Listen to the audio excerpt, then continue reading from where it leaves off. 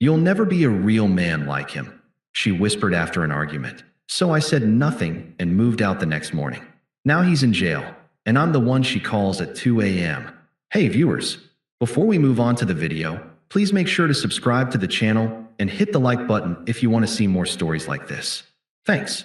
When I first met Tara, she made everything feel like summer. She was bright, unpredictable, always talking about travel, live music, and experiencing life to the fullest. I was quieter, an engineer who preferred predictability over chaos, stability over fireworks. At first, she said that's what she loved about me. I balanced her out. That was the phrase she used whenever people asked how a woman like her ended up with a guy like me. We'd been together 3 years. We shared an apartment just outside the city, the kind of place with mismatched furniture and a fridge covered in photos from road trips, birthdays, and every random Sunday we'd spent cooking together. I'd helped her move in, built her desk, co-signed her car loan when her credit was too thin. I didn't see those things as sacrifices. They were just what you do when you love someone. The first small changes came when she joined a new gym. It was supposed to be about mental health, but it quickly became about something else. Her trainer, Kyle, started showing up in every story she told. Kyle says the trick to happiness is pushing past limits. Kyle thinks I've got natural discipline. Kyle says most people waste their potential. At first, I brushed it off. Everyone needs motivation, and if some guy shouting about grind set was helping her stay consistent, fine. But then she started comparing, casually, at first. One night over dinner, she set her phone down after scrolling through a photo of Kyle deadlifting something ridiculous and said, "You'd understand if you actually took risks sometimes. Kyle doesn't just exist, Ethan, he lives." I laughed, mostly out of disbelief. "You mean he posts about living?" I said. "I just don't film myself doing it." She rolled her eyes and went back to her phone. "That's what I mean.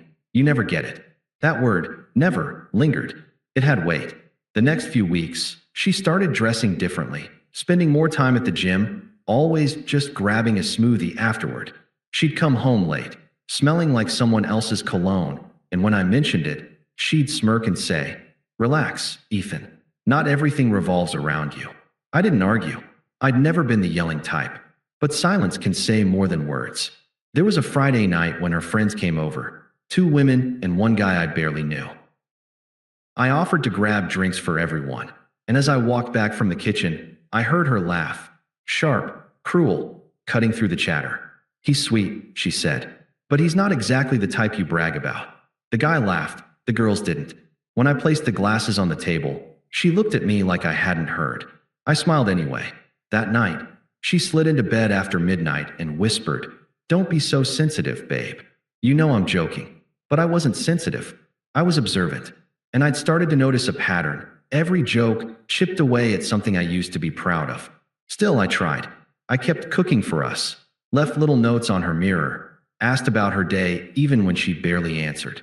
I told myself it was just a phase, that she was restless, that she'd calm down once things stabilized at work. But deep down, I knew something was shifting. Love doesn't usually die loudly.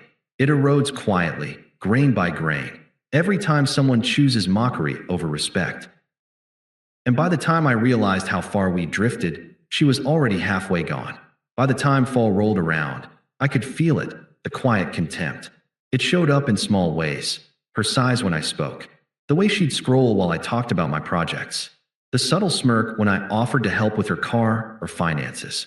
I wasn't stupid. I just wanted to believe that the woman I loved was still in there somewhere. Then came that night, the night everything snapped. We were supposed to go to a friend's birthday dinner. I came home from work to find her pacing in the living room, already dressed in something that looked more like a nightclub outfit than dinner attire. When I asked if she was ready to leave, she just scoffed.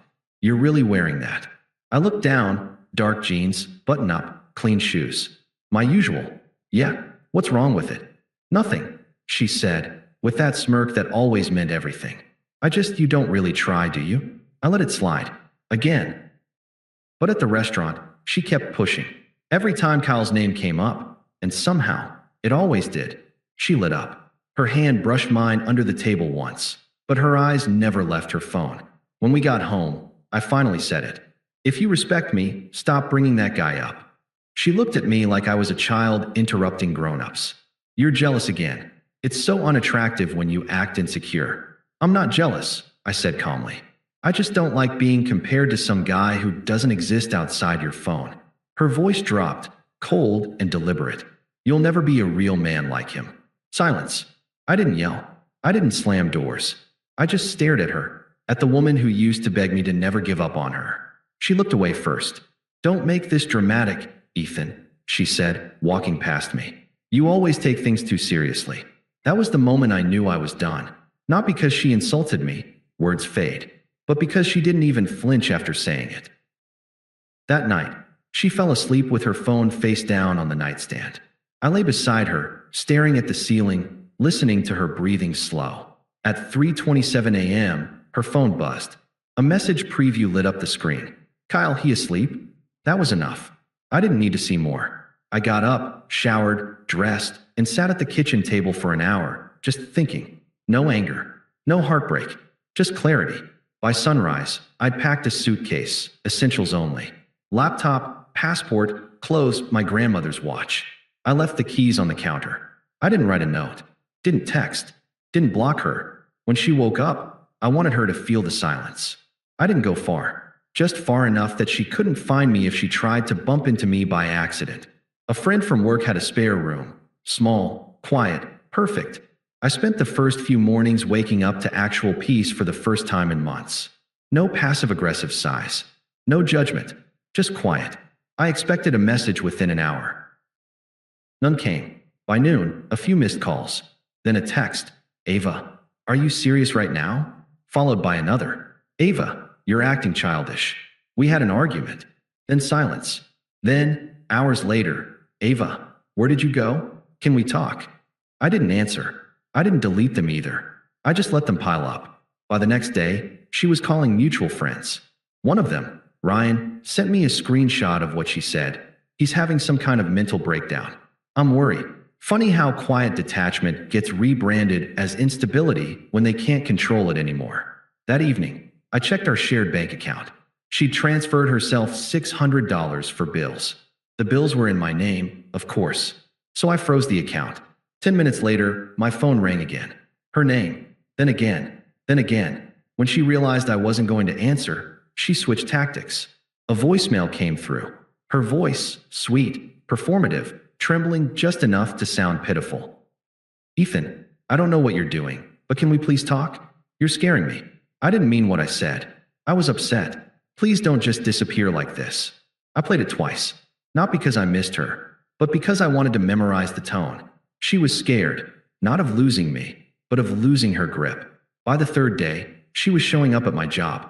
First time, she waited in the lobby pretending to be delivering something. Second time, she cried in the parking lot until someone asked if she was okay. I walked right past her both times. Ryan texted me that night. Bro, she's saying you abandoned her after she opened up about her insecurities. Of course, rewrite the narrative. That's what people like her do when silence hits harder than shouting. But the more she tried to get a reaction, the less I cared. It's incredible how fast love turns into nothing once you see the contempt beneath it. Still, there was one thing that stuck in my mind. Her last voicemail before I blocked her number. You think you're being the bigger person, but you're just proving me right. You'll never be a real man. Real men don't run. I remember sitting there, staring at my phone, almost laughing. She thought I left to escape. She didn't realize I left to end the game. I hadn't spoken to Ava in almost 2 months when I heard from her again. Not directly. Through a coworker of hers, Mia? Apparently, the real man she left me for. The guy with the tattoos, the loud opinions, the constant need to prove himself, had moved into her place. Mia's text came at 11 p.m. Mia, hey, just thought you should know Ava's going through something. That guy she's with, he's not who she thought. I didn't reply. I didn't need to. Because the universe has a way of balancing arrogance with chaos. Still, curiosity got the better of me. I checked Ava's Instagram, something I hadn't done since I left. Her feed, once filled with brunch photos, motivational quotes, and perfectly lit selfies, was quiet. The last post was over a month old. No new stories. No pictures of the real man. Just silence. 3 days later, my phone buzzed. A new message from an unknown number. Unknown. Ethan. It's Ava. Please just hear me out. I almost ignored it, but she sent another right after. Ava, you were right about him. I didn't see it. He's not well. Then, Ava, he broke my phone last week. I had to get a new one. I didn't know who else to talk to. I put my phone down. Sat there. It wasn't satisfaction I felt. Not really. It was confirmation. The kind you don't need to celebrate. The kind that just quietly reinforces the decision you already knew was right. A week later, I got another message. Ava, he got arrested. Or fight. They're saying it's serious this time. This time, I didn't even open it. But that didn't stop her from trying again. 2 days later, a knock on my door. I opened it just enough to see her face. She looked like she hadn't slept in days. Eyes puffy, makeup gone, hair tied up in a way that screamed, I didn't plan this visit. Ava, can I come in? Me, no. Ava, please, Ethan. Just 5 minutes. I need to explain. Me, there's nothing to explain. She exhaled shakily, like she'd been holding her breath for weeks. Ava, I was wrong, okay? I was so wrong about everything. About him. About you. Me. You told me I'd never be a real man like him. I believed you. She winced like I'd slapped her. Ava, I didn't mean it. I was angry. He said things that got in my head. I thought I needed something more intense. But he's, me, a reflection. Ava, what? Me. Of everything you couldn't admit about yourself. She stared at me like she didn't recognize the person standing in front of her anymore. And maybe she didn't. Ava, please, Ethan, I just need someone to talk to. I don't have anyone left. Me, you made sure of that. She started crying then. Real tears, not the performative kind. The kind that come when the mask slips. Ava, I don't expect you to forgive me. I don't know how to fix any of this. Me, you don't. You live with it. The same way I lived with your contempt. There was a long pause before she whispered, Ava, you really don't care at all, do you? Me, not anymore. She left then, quietly this time. No drama, no manipulation, just the sound of defeat. As the door closed, I realized something. When she said I wasn't a real man, she meant I wasn't the kind of man who needed control, chaos, or validation. She was right. I wasn't. And now, finally, that was my greatest strength. After she showed up at my door, I thought that was it. Her closure attempt. A last scene before she disappeared back into whatever chaos she'd created for herself. But people like Ava don't fade quietly. They linger. They echo. The first sign came through mutual friends. Ryan texted me one afternoon. Ryan, she's been asking about you. Keeps saying she doesn't recognize who you've become. Then, Ryan, she told people you've changed, like it's a bad thing. I laughed at that. Because she wasn't wrong. I had changed. I just didn't need her to approve of it. By that point, I had rebuilt everything she'd chipped away at. I'd gotten promoted at work, joined a weekend hiking group, and started sleeping 8 hours a night for the first time in years. I wasn't chasing happiness. I was living it. Quietly. Then, one night, it happened again. 2:17 a.m. My phone buzzed with a call from an unknown number. I knew. Instinctively. I let it go to voicemail. Then came the text. Ava, Ethan, I can't sleep. I keep thinking about how everything turned out. Can we please talk? I didn't reply. 5 minutes later, another. Ava, he's out now. He keeps texting me. I'm scared. Then another. Ava, I don't know why I didn't listen to you. You were the only person who ever actually cared. I blocked the number. A few days later, she messaged me through Instagram. Ava, you don't have to talk to me. I just want you to know I'm sorry. I miss how safe I felt with you. She started posting again soon after. Photos of coffee cups, sunsets, empty captions about growth. And yet every quote she shared seemed like a coded message. You don't realize how good someone is until you ruin it. Some people were your peace, and you mistook them for boredom. She even liked a photo I'd posted, one of me hiking with friends. Then, a week later, a DM. Ava, you look really happy. I'm glad. You deserve it. That was her way in. Her attempt to test if there was a crack left to pry open. So I gave her nothing. Just a scene receipt. A month later, I started dating someone new, Rachel. The kind of woman who asked questions and actually listened to the answers. No games. No tests. No little digs disguised as jokes. And, naturally, that's when Ava decided to reappear again.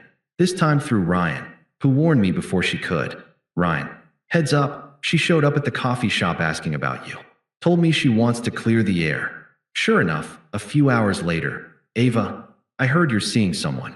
I'm happy for you, but I wish I'd met this version of you. The confident one. I finally broke my silence. One sentence. Me, he's been here all along. You were just too busy looking at someone louder. She didn't respond. Not for days. Until another late-night message came through. Ava, do you ever think about what we could have been if things were different? Me, no. Ava, you used to. Me, I used to believe your words meant something. That one hit her. I could tell from the read receipt that stayed for 5 long minutes before she disappeared from the chat. By that point, her reputation had caught up with her. Everyone knew about the real man, the fights, the police reports, the job she'd lost after missing too many days. Her little empire of superiority had collapsed quietly, and all she had left were fragments of the person she used to look down on. Me, the one who didn't yell, didn't hit, didn't run. The one she said wasn't real enough. And now I was everything she claimed to want. Grounded, composed, unavailable. But she'd never touch that world again. It had been nearly a year since I left when I saw her again, not by choice. A mutual friend, Mia, was celebrating her engagement, and I'd promised to stop by. I didn't even think Ava would be there. But the moment I stepped into the room, I heard that familiar voice behind me. Soft, uncertain, almost rehearsed. Ava, Ethan. I turned around. She looked smaller somehow, not physically, but in presence. The sharp edges were gone. Her confidence had dissolved into a kind of fragile politeness that didn't suit her. Me, Ava. Ava, wow, it's been a while. Me, it has. There was a pause. She searched my face like she was looking for something she'd misplaced a long time ago. Ava, you look good. Me, thanks. I feel good. That simple answer threw her off. The last time she saw me, I was broken and quiet. Now I was centered, something she couldn't recognize because she never caused it. She tried to fill the silence. Ava, I've been meaning to reach out again. I know I said things I shouldn't have. That night, when I said you'd never be a real man, I was angry. I didn't mean it. Me, you did. You just didn't expect to hear yourself say it out loud. Her mouth opened slightly, then closed. She looked down. Ava, I thought I wanted excitement. Someone strong. But he wasn't strong. He was just loud. And I confused that for confidence. Me, it's a common mistake. Ava, I keep thinking about how things could have gone differently. You were stable, kind, patient, and I took all of that for granted. She hesitated, then said the thing I knew was coming. Ava, do you ever think we could try again? Just start over? I smiled. Not cruelly, just enough to show peace. Me, no, Ava. I don't think about the past like that anymore. Ava, so that's it? After everything. Me, after everything, yes. That's exactly it.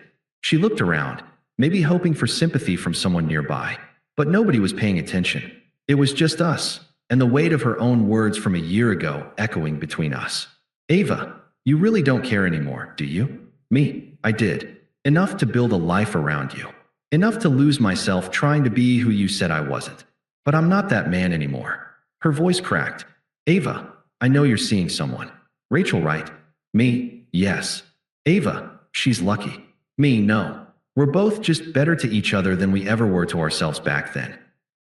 That was the moment her face changed. A flicker of realization. The quiet horror of understanding that the thing she tried to humiliate me for had become the foundation of someone else's happiness. Ava, I'm sorry. Me, I'm sure you are. But apologies don't fix contempt. They just acknowledge it existed. She swallowed hard. Ava, I hope you're happy. Me, I am. And I hope someday you stop chasing versions of people you invent in your head. That was it. No dramatic exit. No raised voices. Just truth. Calm. Final. Heavy enough to end a story without needing punctuation. I turned to leave, and as I walked away, I heard her whisper to herself. He really did become a man. But she was wrong again. I didn't become one. I just stopped letting her decide what that meant. Thanks for watching. Make sure to subscribe to the channel and hit the like button. What do you think about this story? Share it in the comments.